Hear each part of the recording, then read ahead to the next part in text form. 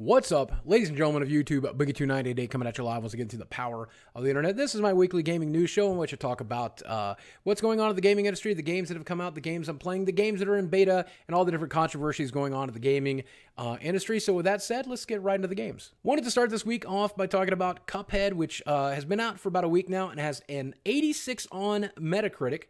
And the user score is about 8.6, and I think it's the same for the PC version as well. For those of you who don't have an Xbox One, you'll definitely want a controller, I think, if you're going to play it on PC. That said, though, I have to say this game was very, very good. It absolutely lived up to the hype.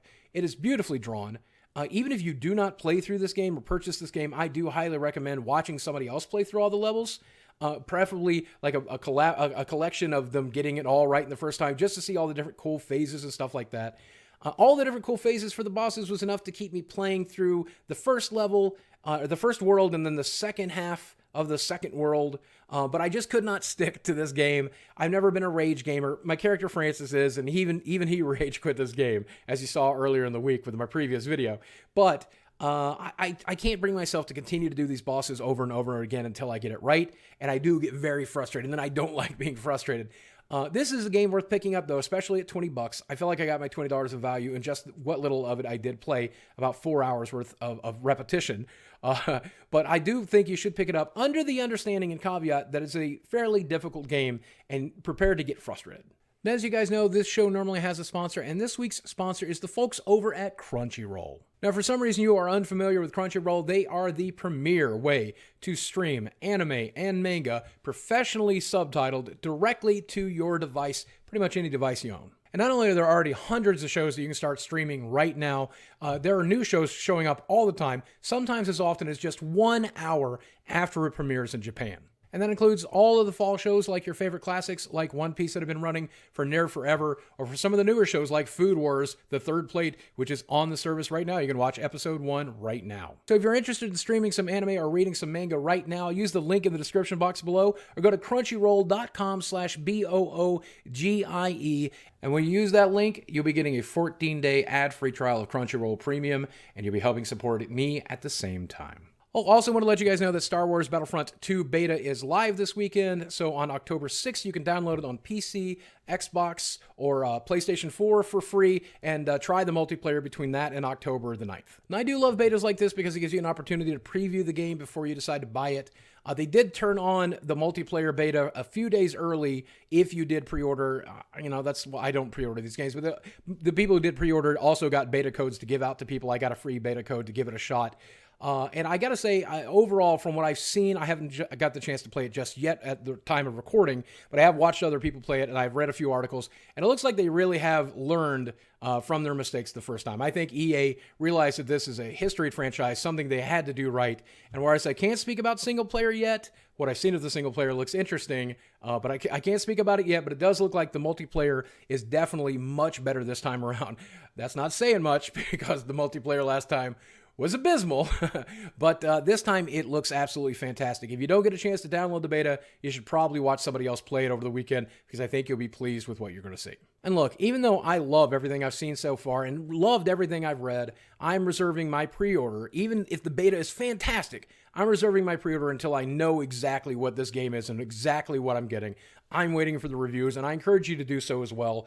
I trust the team over there, and it looks like the developers have created an incredible game with incredible gameplay. But we still don't know for sure exactly how they plan to monetize it. We still don't know exactly if it's going to be battle-fielded with $60 map packs. I know they said in interviews that they don't plan to do that kind of stuff, but who knows until the day it comes out? Who knows if the single-player campaign is going to be worth playing? I don't know until I have it in my hands. That said, I am very hopeful. I am very excited. I'm very hopeful. I hope this game is at least as good as I'm hoping that it'll be, at least expecting. Just please don't screw it up, EA. Just don't screw it up. It's as simple as that. Your developers, your studios made a fantastic game here. Please don't screw it up with monetization and other stuff. The Star Wars franchise deserves that. You deserve that as a company, and we fans certainly deserve it too. Forza 7's also out this week with a Metacritic score of 88. With a user score of 6.4. And those are all the critics say this game looks absolutely fantastic. It plays very well. It's probably the best Forza to date when it comes to the simulation aspect. And it's definitely built from the ground up to play on the Xbox One X and look way better on that system. They've complained about load times and stuff along that lines. But the users are giving it such a low score because of, and you know what the word is, you already know, because of microtransactions being built into this game from the ground up. Now, the first big kerfuffle, and you'll know this if you played any of the Forza games in the past, there is often a VIP pass that you can purchase for some amount of money. And with that VIP pass, you tend to get a few cars, but you'll also get double credits for the duration of the game for as long as you play it. There was a bit of a kerfuffle because this VIP pass only lasted for a set number of races before it expired, and then you would go back to regular credits. Well, fortunately, after fan outcry, Xbox has said that they will be fixing that. The VIP pass will give double credits for duration of your lifetime after a certain point. So that will be patched and fixed. Kudos to Forza for that. The second big kerfuffle involves loot boxes, and these loot boxes can contain credits and cards and things along that lines, from my understanding. The one big change, though, for these loot boxes is the way that you alter races. For example, changing the race from a day race to a night race to earn more credits is no longer just a thing that you can do when you start a race. It's now something that you can only do if you have a consumable from a loot box. Now, here's the thing. Loot boxes currently are not for sale. They're only used by the in-game credit system. But presumably, eventually, once they know it's fair and balanced, they will start to sell either in-game credits or sell loot boxes directly to you. That's most likely going to be the case. And if it's not, then it's a completely stupid and needless and pointless change. So that certainly has to be the reason. Now, look, I know people hate it when people like me complain about microtransactions and spending extra money in a game you've already bought for, and that's fine. But can you understand why? This is exactly why. This is Destiny 2 all over again. They've taken something from a previous game that people love to do, that people took for granted, and they put it behind this grind wall, or potentially behind a paywall. Now, look, if they never charge for credits or loot boxes inside of Forza Motorsport 7, then I'll eat my words, and that's fine. It just means that 7 is worse than 6 and worse than 5, which are also available on the Xbox One. And I'll just be wrong, okay? That said, if they do put it behind a paywall, they have effectively nerfed their game, made their game worse to hide value that everybody took for granted behind the paywall, and that's disgusting. And it's just awful to do that. They have designed the game and made the game worse for people who would not spend extra money. And that's exactly what I'm frustrated about. And it's so funny because Forza Motorsport has always kind of been this way since the Xbox One. The first one that was out on the Xbox One had microtransactions built in as well, which turned me off immediately, and that's very frustrating for me.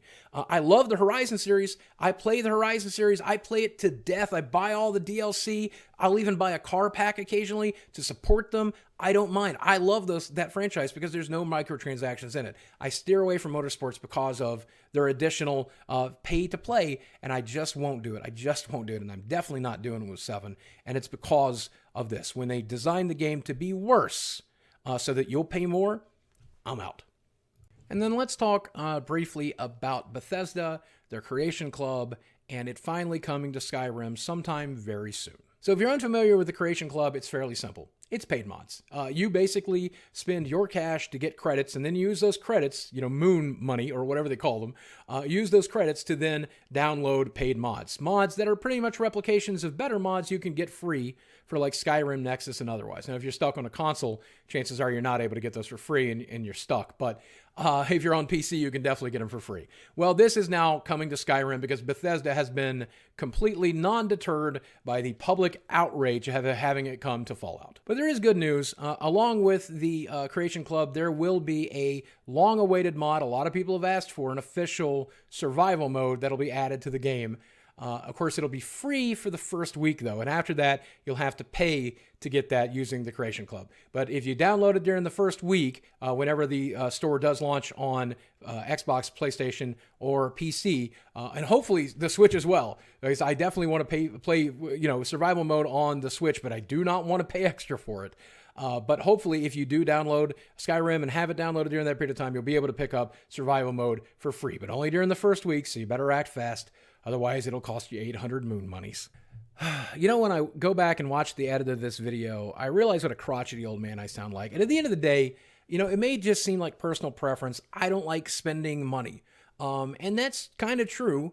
But in reality, most of it is because I worry about you guys and I worry about the health of the industry. And I know that more and more people get frustrated by this stuff every single day. But there's still plenty of people who pull out their credit cards and slide them, those whales, those dolphins, or whatever you call them, who do not mind spending that extra money. The majority of us simply can't afford it. When they design games this way, it's really, really frustrating. And whereas I'm doing better in life than I've ever done financially in my lifetime. I spent the first 40 years of my life as a broke gamer, and I still have that mentality. If your game is free to play and it's fun, I'll spend a little bit of money from time to time. I'll buy the DLC if it's of good value, but I will not, cannot, I refuse to spend extra money on this stuff, especially if it impacts gameplay. I just don't want to encourage it.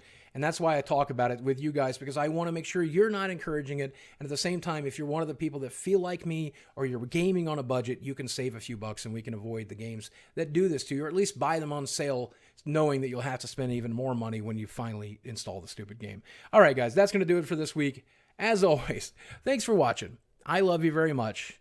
I'll speak with you again soon. Until then, you game developers, get off my lawn!